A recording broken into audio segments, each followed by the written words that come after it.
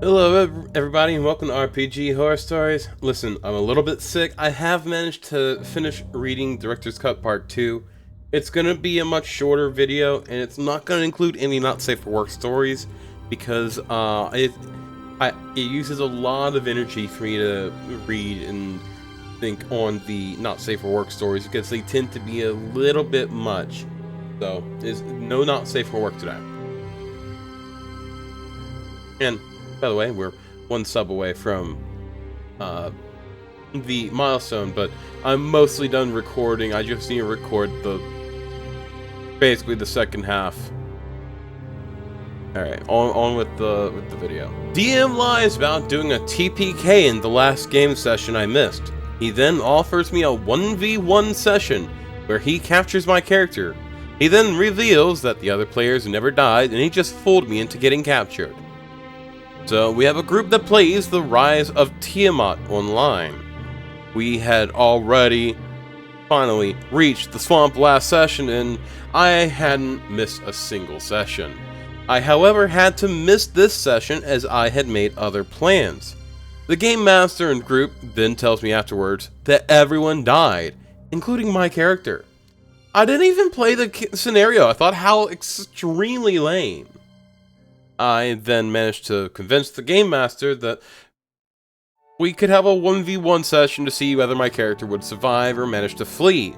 I do my best at being careful and observant, but the game is not scaled to me just being on my own. So I nearly get killed and I end up being captured.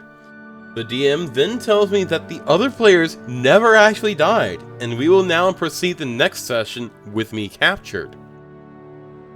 Looking back, I had no chance of getting out of this alive or uncaptured. It was an absolute setup by the Dungeon Master and the other players who are now laughing at my expense. I thought I was fighting for my life, but in reality, it was just a mockery of a game session. I even bought Foundry Virtual Tabletop and paid for the monthly Forge server that he uses free of charge. Should I just change password and delete his scenes? And you should know this particular DM is unfortunately known for mocking the players, especially me. Examples, I previously bought a +1 crossbow in Baldur's Gate, and of course it was cursed, so it always attacked me. Another time a witch charmed my barbarian into marrying him. And another character got his arms turned into goat legs. I'm just gonna pull a page out of another YouTuber's book and just say, this is a Kin Take a Hint moment. Yeah, they're trying to make you quit. They are bullying the fuck out of you. So quit the party. Don't quit the game. Alright, next post. D&D! Evil Party versus Hat of Disguise. Playing Dungeons and Dragons in college, to be edgy, we were playing evil characters. Evil clerics, evil monks, an assassin, an evil paladin, you get the idea. We are having a good time being campy and evil. And a few other players asked to join. One of the new players, Ernst, wants to play a rogue. No problem. We are a little ways into the game, so they get a couple of minor, moderately powerful items. Ernst wants a Hat of Disguise. No problem. He gets it. Now, when we first started, we all made our players together. Session 0, as we call it now.